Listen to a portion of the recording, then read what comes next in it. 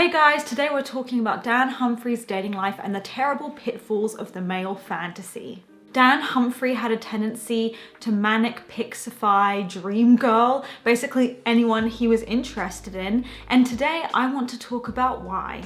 I'm joined today with my lovely friend and fellow YouTuber Shay A.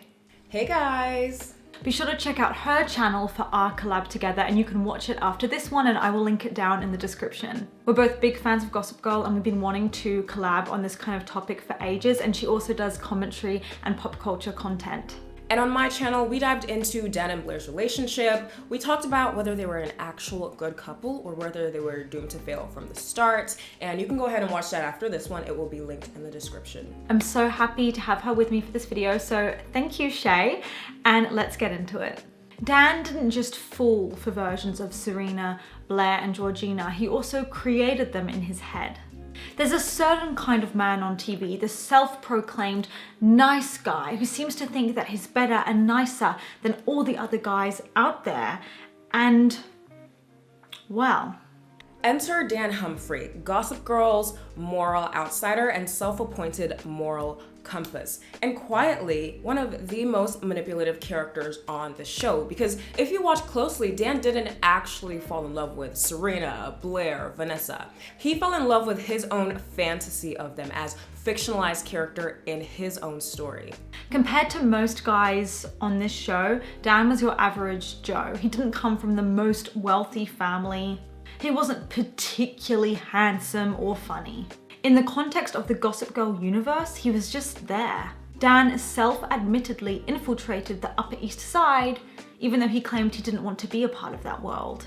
Slowly breaking into it was his main character arc. He even pursued girls that would help him reach this goal. He would pursue girls that were quote-unquote out of his league, girls that were born with a golden spoon in their mouths. The kinds of girls who would only date businessmen and billionaires and princes. Something Dan wouldn't admit until the end of the show is that he cared so badly about being one of these kinds of desirable men. But he simultaneously hated them and was jealous of them, and this jealousy would often seep through the cracks in the show and into his romantic relationships, especially with Serena. So as we learn, Dan is an author and a creative, much like his mother, but you have to wonder how much of the stuff he writes is him projecting his own fantasies into his work. Sometimes we twist things with the justification of self-expression and art when what we're writing is just messed up. In Dan's story, Inside, he created a love interest based on Blair, who was called Claire in the book, and Blair didn't even like him at the time in real life. In fact, she was engaged to another man as he was writing this, and then he trashed on his ex, Serena, which really damaged her reputation when the book came out, and he called her Sabrina in the book, and he made all of her ex-boyfriends either gay or kill themselves. So in Dan's fantasy, there is no competition. And I don't know about you guys, but I don't find that particularly romantic. I find that a really weird thing for him to write. And it seems just a little bit too personal, if you know what I mean. So let's start with Serena. I'm gonna let Shay take over now. Moving on to Dan and Serena, the Golden Girl.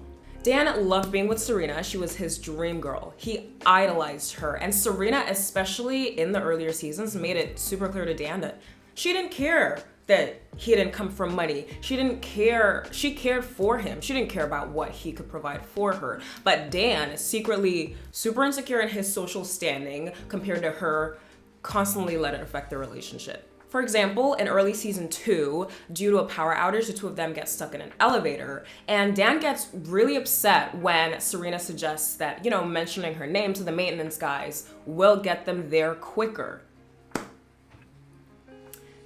And she is not wrong, Daniel. She comes from an extremely wealthy and extremely powerful family. Yes, she has a leg up in the world. You knew that before dating her. Do you want her to pretend to be somebody she's not just to coddle your ego? Why date her? You could literally date maybe not anybody else. It's Dan Humphrey. But you could go date so many other people. Why date her just to make her feel bad about who she is? And upon learning that this is the kind of power, the kind of wealth that Dan sought literally the entire time, it makes those kind of behaviors come across as quite manipulative and incredibly envious. But that gave me the idea. If I wasn't born into this world, maybe I could write myself into it. On the other hand though, Dan also saw Serena as the ultimate fantasy, the it girl, effortlessly beautiful, rich and gorgeous. So Dan's obsession with Serena starts when he meets her at an Upper East Sider party that he was accidentally invited to. She was less of a person and more of a concept of everything that he had never had. He started Gossip Girl with Serena as his muse, writing posts not just about the Upper East Siders, but also about himself. Regardless of whether it was positive or negative, at least he was being spoken about by the Upper East Siders. From the beginning, Dan felt like he wasn't good enough and he constantly felt like he had something to prove. Dan also idolizes her past, even when it's messy, just because the idea of dating Serena validates him. But the thing is, once Dan wins her, the resentment starts to creep in. He can't reconcile her privilege with his outsider status. He constantly judges her for partying, for her rich friends, for her lifestyle. But that was the exact same lifestyle that drew him in. Did Dan love Serena? Okay, honestly, in season 1, sure, I could buy it, but by the final seasons, it feels like he hates her. The way he treats Serena in season 6 is just awful. I mean, he's writing disgusting things about her. He's calling her a pathetic daddy's girl who's easy to manipulate, a shallow, dumb blonde, all of which he knows isn't really true because he knew her character by that point. He can't even say he loves her when she confesses to him, so it's hard to believe that suddenly in the finale he's dropped his Blair obsession. It's like, oh, actually, like, I've loved Serena all along and I want to marry her. By the end of season 1, and when he had his first breakup with Serena, right, the fantasy was dead, he no longer loved her and it never seemed to come back. And he couldn't stop judging her from that point. And that's the thing about pedestals, the nature of pedestals. At some point, the person on the pedestal is designed to be knocked off it. It created a lot of resentment for him. Remember that scene where Serena buys him a watch? It's a beautiful, expensive present, but he can't buy her something of equal value. So instead of being grateful, he's rude. I was like, come on, Dan, just accept the gift. His pride and ego were screaming, just say thank you. Seriously, dude. But that's what annoyed me most about Dan, is the constant pretentiousness and rudeness and making Serena feel like where she came from was not correct in some way. And the truth is, when they had their first messy breakup in season 1 and she lied to him, he never forgave her after that point. Dan never really forgave her for what happened at the end of season 1. And Serena knew that. She knew that she would never live up to the expectation of the idea of her that Dan had in his head. And that is why she kept coming back, because she wanted to be that perfect version of Serena that he saw in the beginning. Serena loved being his muse. And I think what she says at Lily and Bart's wedding was one of the most honest moments in the relationship. She says, "I'm not who you thought I was, and you can't forgive me for that." And she was right. He did get to know her more as the show progressed. He got to understand her more so than a lot of the other guys she dated. For example, when Serena overdosed, Dan was the only one that believed that she didn't do that to herself. Yet he still settled for her. In Blair's photo shoot, I believe it was in season 1, Dan is like lurking in the stairwell and he overhears Blair yelling at Serena. And he straight away goes on to shame her. He goes on to be extremely judgmental towards her, even though he had no idea what happened. You weren't there. Why are you being mean to your alleged muse? That's what makes Dan's relationships even messier, is this underlying savior complex. Like, he genuinely sees himself as the romantic hero in a fairy tale in any given situation. Honestly, he's Joe Goldbergified even before You was aired on television. With Serena, it's the most obvious. In fact, Blair even jokingly calls him Serena's stalker. He's always on the lookout to save her. Even when he doesn't know her, he's watching her from afar, stepping in to save her when she's drunk, for example. Or later in the show when he comes to rescue her from the Ostroff Center. From the start, Dan is drawn to the idea of Serena as this wounded, mysterious, beautiful girl who needs someone to save her. Did Dan actually love any of these girls? Because if he did, he had a funny way of showing it. Take Vanessa, supposedly his best friend, right? But the minute she got in his way, he dropped whatever social connections were no longer useful to him to help elevate himself higher. And just like Vanessa said, he seemed desperate to get inside, desperate to get book sales, desperate to be a someone. He was happy to use other people's lives and their more interesting stories because he has nothing interesting to say about himself in order to climb this ladder further. And at times, Dan is even more of a social climber than Jenny ever was. I find it really unfair when people act like Jenny was the only one who would do anything to get to the top, because that just isn't true. I always thought Serena was the reason you fell into the Upper East Side, but it was more than that. Vanessa, seriously, this is none of your business. You always wanted in, maybe more than Jenny. Once Dan failed to win back Serena in season 4, his feelings suddenly just changed. All of a sudden, he's into Blair, which, you know, is totally fine, but once his book comes out, guess who gets written as perfect? Blair. Guess who gets trashed? Serena.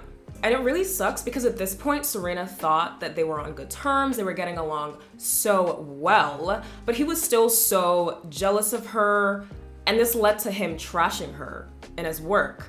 What is so much worse is that Dan had been humiliating Serena for years. He was leaking her secrets, profiting off her trauma, and then calling it art, all while framing himself as the moral outsider, as if he was better than the world he was exploiting. And Dan's obsession with Serena made it very difficult for him to move on. The foundation of their relationship was built on Serena consistently hurting Dan, lying to him, taking him for granted, trying to decide between him and Nate, moving convict Ben into his loft, and trying to sabotage Dan's dynamic with Blair, which was all just super flighty and showed her incredibly indecisive nature.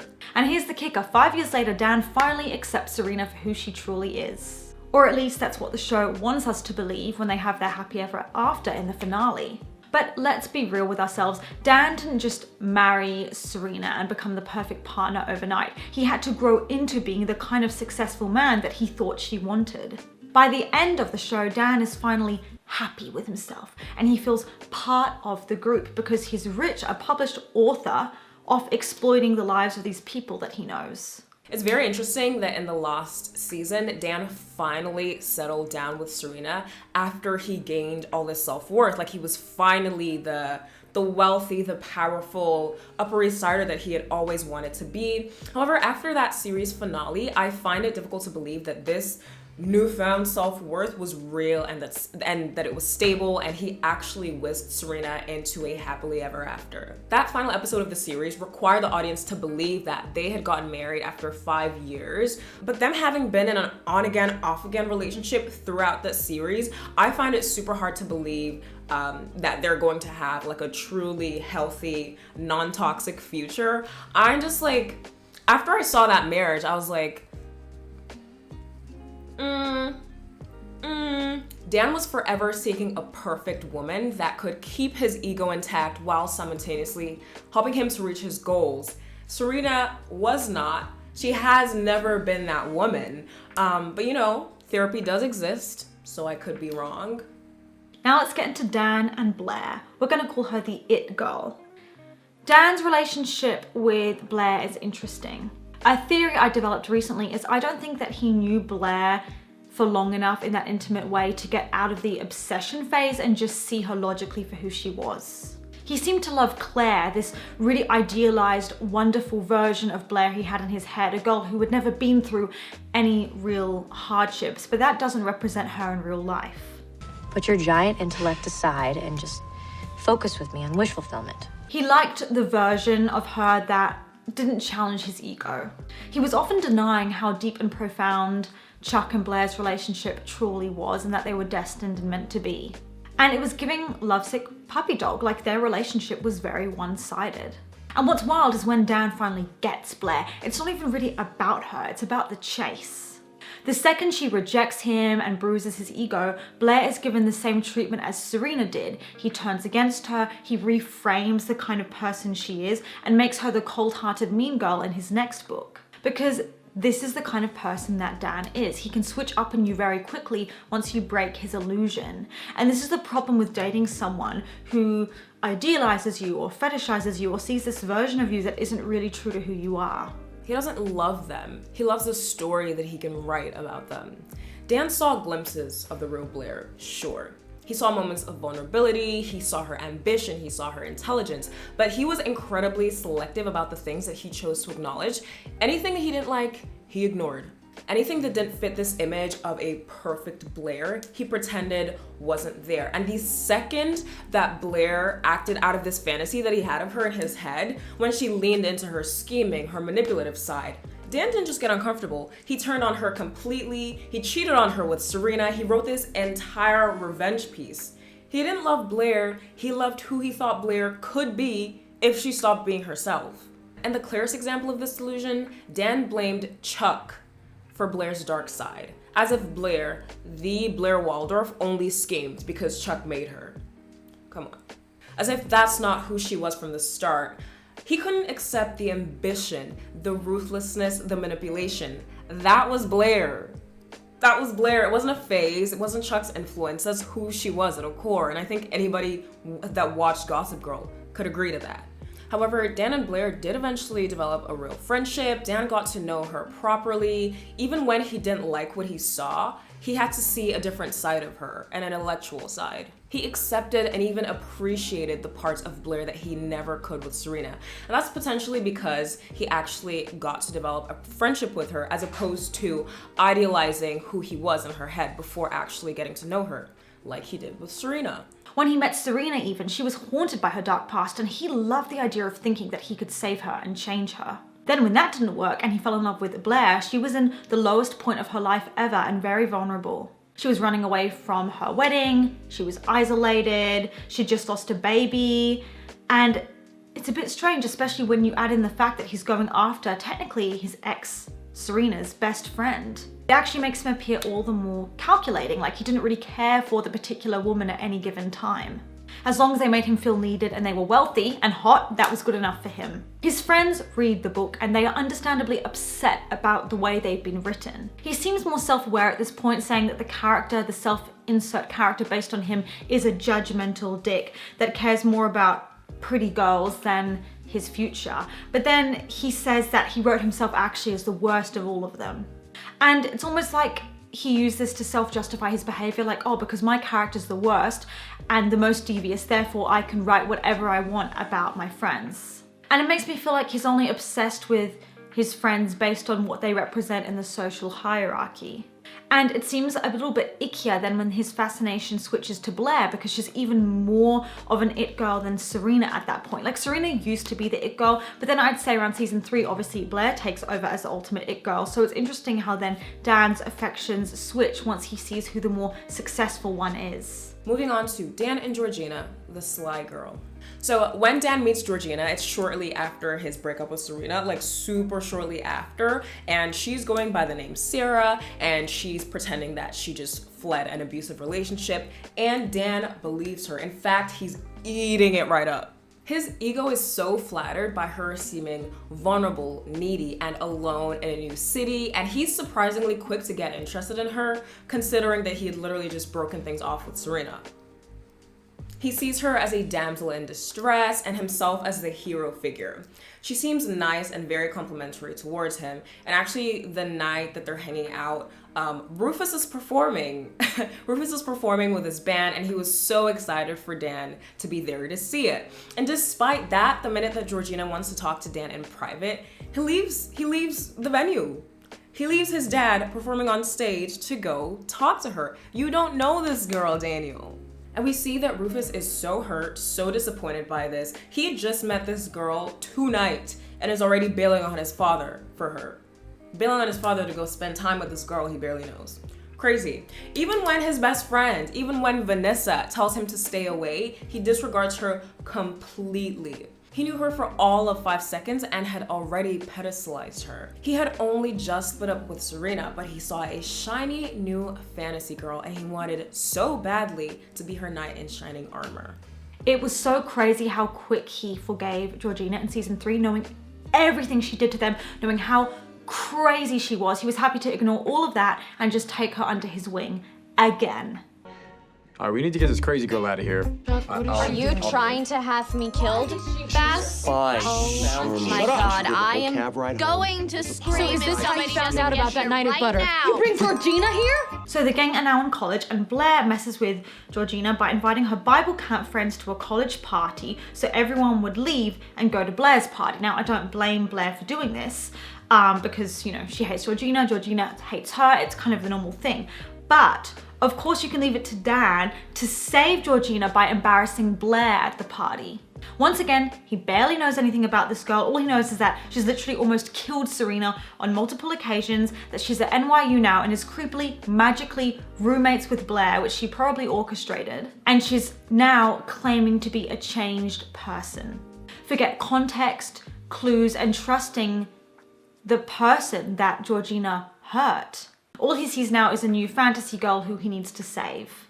And it's just so interesting how he seems to have this underlying romantic interest in Georgina, because Dan has this ability to believe that he's morally superior while dating someone who hurt Serena so badly. And this is the sort of thing that Serena should care about. I would find it out of character for her not to care about it, because this is just a really lazy move on Dan's part. Really, really tacky.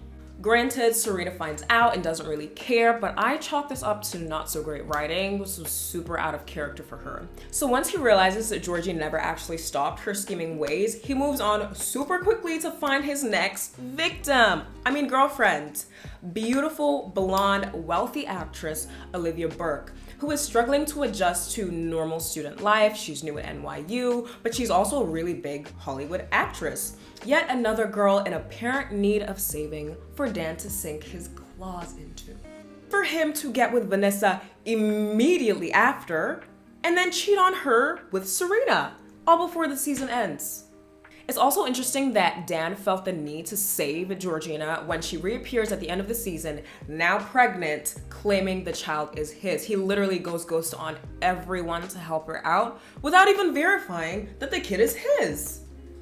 Daniel, think! Long story short, Dan goes where he feels the most valued at any given point in time without regard for those that he hurts in the process. He does not have a lot of self-worth, and he seems to find crumbs of it in these beautiful, wealthy women that he dates and the ways that they feed his ego.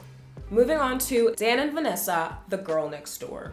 This was basically a one-sided relationship fueled by Dan's self-interest.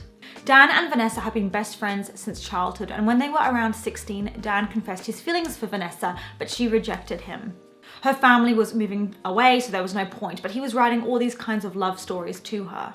Then she actually returns during the first season when they're like 16, 17, and at that point he's dating Serena, so they're just friends, but later him and Vanessa do begin dating. And when they do get together, a lot of their dates were quite chill and comfortable and the same kinds of things that they would do when they were friends. Keep in mind it took a long while for them to get to the dating point because they were both so nervous about ruining the friendship. But what I will note is that things didn't seem to change that much when they started dating. It was the same kind of thing, movie nights, walks, takeout, nothing crazy.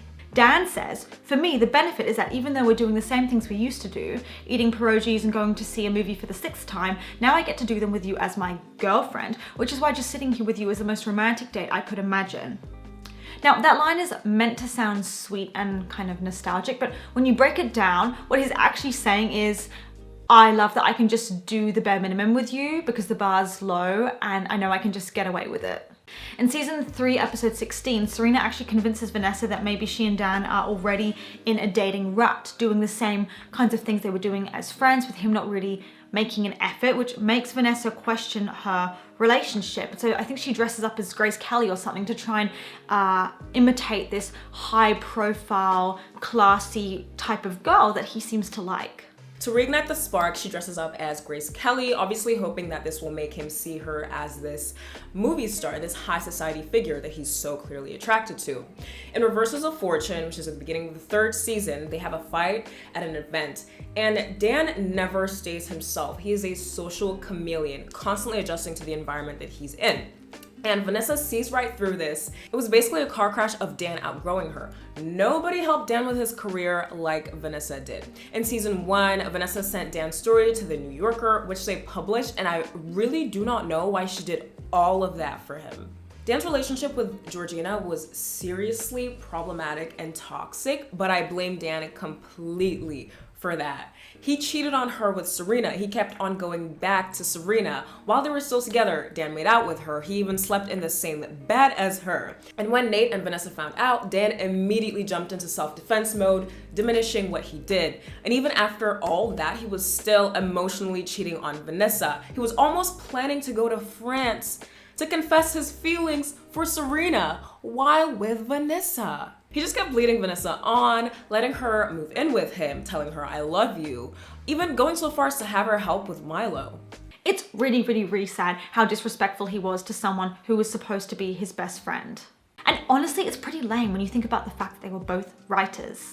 Because Dan reveals that he's applying to the playwriting program, not knowing that they are only accepting one applicant from their uni, because Vanessa applied as well to the same thing, not knowing there's only one spot, and she gets accepted and Dan doesn't. Now Dan is so annoyed about this, he sabotages her acceptance process. Now eventually he backtracks and he's able to fix his mistake, but Vanessa is really annoyed that he goes behind his back to sabotage her rather than explaining that he's jealous that she beat him. I think that this was so jealous and so petty, and he was clearly threatened by her success, so he just couldn't date a fellow writer. Things fall apart really weirdly and quickly after this. Then when Vanessa gets an internship opportunity abroad, she nearly turns it down for Dan because she can feel this growing distance between them. She doesn't think moving away at this point would be the best idea. She doesn't want to be separated from him for 3 months. But I've never seen him so quick to support her going away. Meanwhile, he's so ready to cheat on her when the opportunity arises. When are you gonna realize that you were a better person until the day you asked Serena out 4 years ago? When are you gonna realize that I had a better life before you climbed up my fire escape 4 years ago?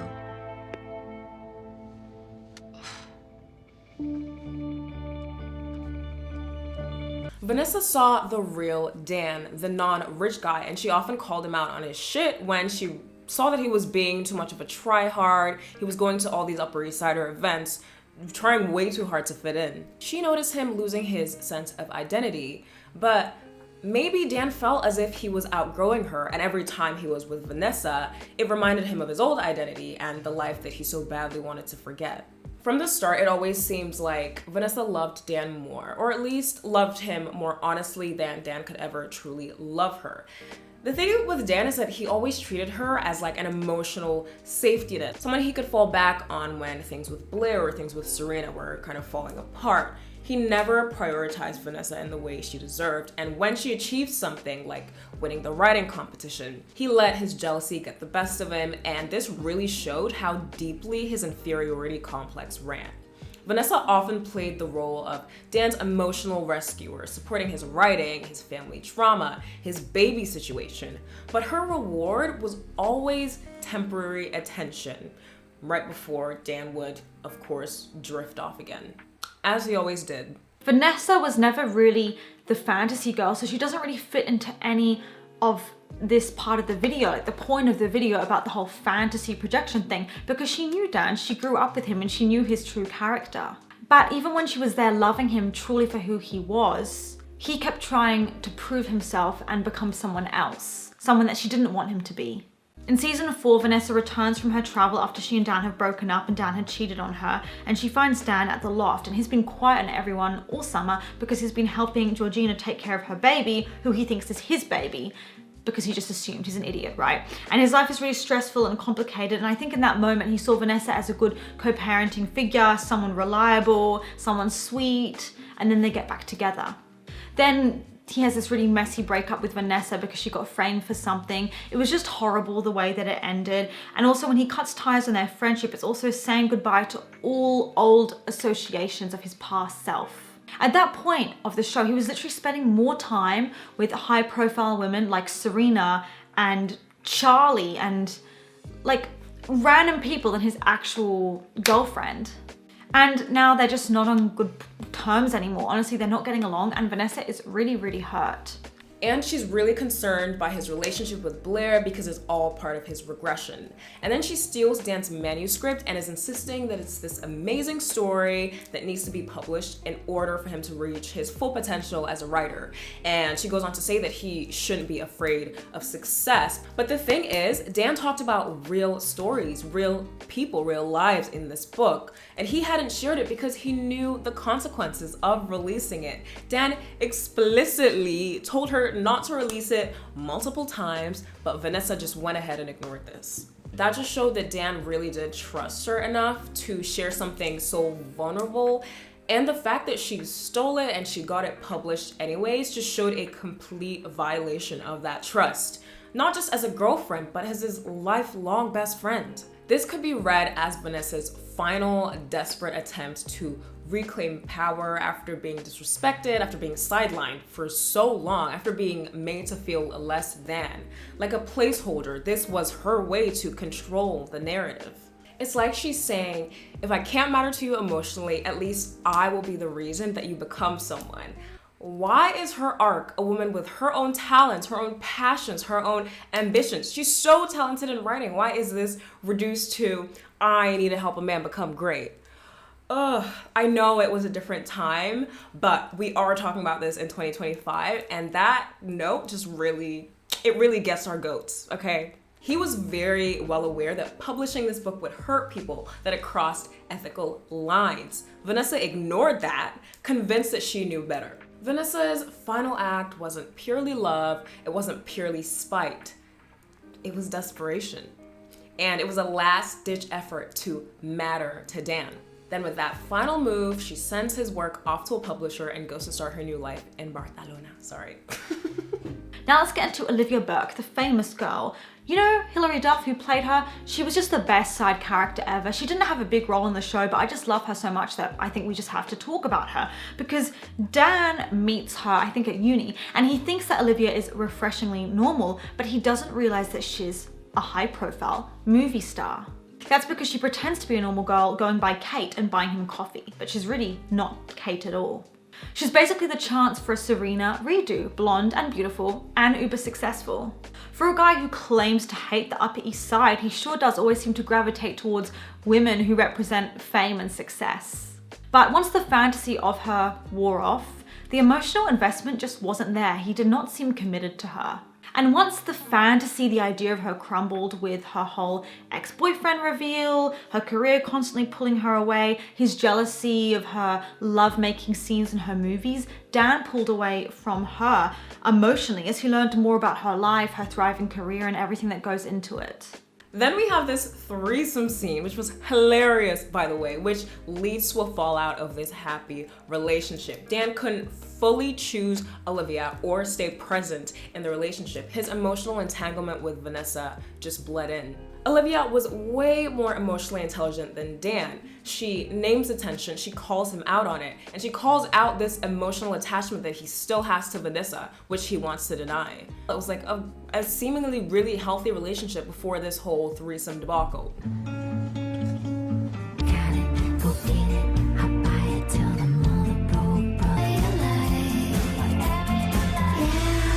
And it's interesting because Olivia was a true gem and they got along so well. It really felt like they had a healthy relationship. That was until Dan fumbled her. Oof. Classic Dan Humphrey self-sabotage arc. So, now we've weighed up all the different women that Dan dated, let's get into the conclusion.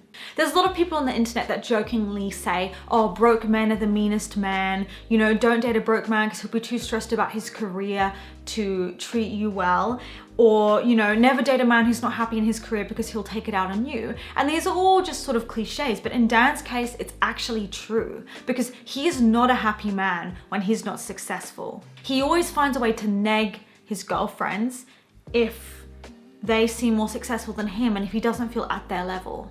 Blair was his next unattainable project. He couldn't have the blonde fantasy anymore, so he pivoted to Blair, which was a good project because she was the girl that had always looked down on him, so winning her over would be a really impressive feat. Dating Blair was Dan's way of finally breaking into that world for good. Old money, influence, power, everything he secretly really wanted but would never admit that he wanted. But same thing happened with Blair in a lot of ways that happened with Serena, because once he gets them, he's bored or he's overwhelmed or he's looking for a way out. I don't think Dan genuinely knows what love is, how to be in love. Like, sure, he knows how to write about it, but he doesn't know how to have normal, healthy conversations, communication, and just work his way through issues like you do when you're in a relationship and you have a rift and someone disappoints you or someone isn't perfect. Like with Serena, how did it end the first time, right? Because history, the best way to predict future behavior is to look back at the past, right? Because past behavior is an indicator of future behavior. When you look at his first breakup with Serena around season 1, what caused it? Well, she'd been lying to him because she was genuinely ashamed about her past, ashamed of how wild she'd been, drinking. She didn't tell him about Georgina because, again, she was genuinely ashamed that she used to be friends with someone like that. And so that's why she lied, and she was happy for him to think whatever because she didn't want him to know the truth. Now, if he really cared about her, he might have tried to talk more to understand, like, what happened and to understand this shame or even have compassion for her shame. But that's it for him. He just cannot communicate with it anymore. He's like, oh, I hate that you lied to me. I hate that you lied to me. And that's it. He doesn't even care to try. He ends things with her. And she says that he never even looked at her in the same way. So I hope you found it interesting. Let me know what you think about Dan. And thank you, Shay, so much for joining me today. It was my absolute pleasure, Serena. Don't forget to follow both of our socials. They will be linked down below. And while you're at it, subscribe to both of our channels. Thank you. Good reminder, we would both really appreciate the subscribe, and see you guys for the next one. Bye. Bye, guys.